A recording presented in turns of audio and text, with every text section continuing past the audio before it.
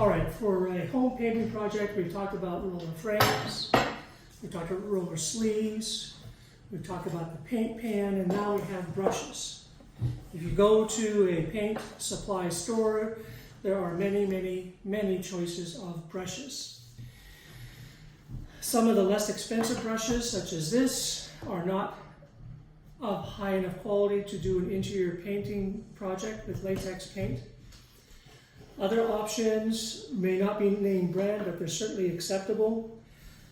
And then you have a couple of different types of bristles. You want the soft, flexible bristles that easily bend, so that way you can manipulate the bristles much more effectively.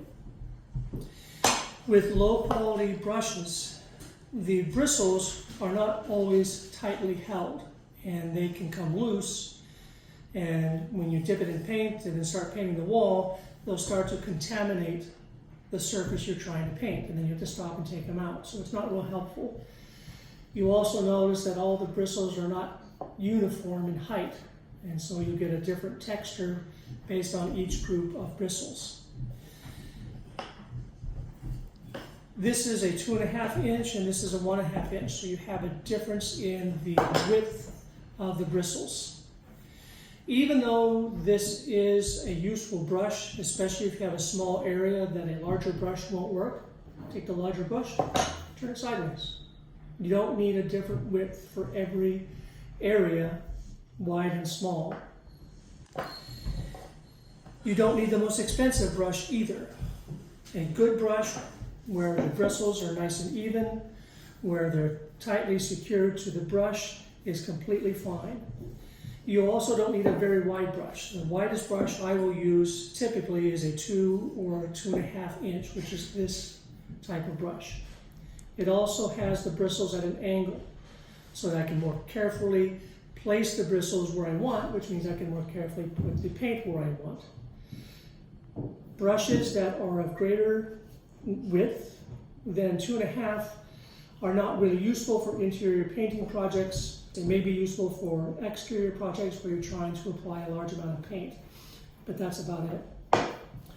So don't buy the most expensive, don't buy the least expensive, and one other benefit of mid-cost, good quality brushes is that you can use them over and over again. They have sturdy enough bristles that when you clean them several times, they still work very nicely, they still have a nice edge, and they work very well. Now, how to use a brush.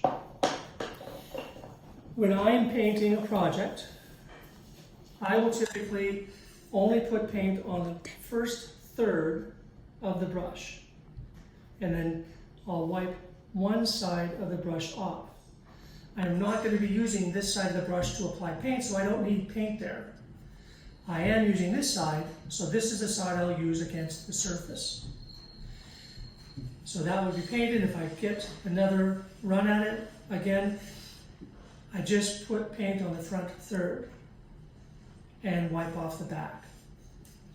The reason for that is that if the paint starts getting further and further into the brush, or deeper, it's not being applied to the wall surface, and therefore it's going to start to dry.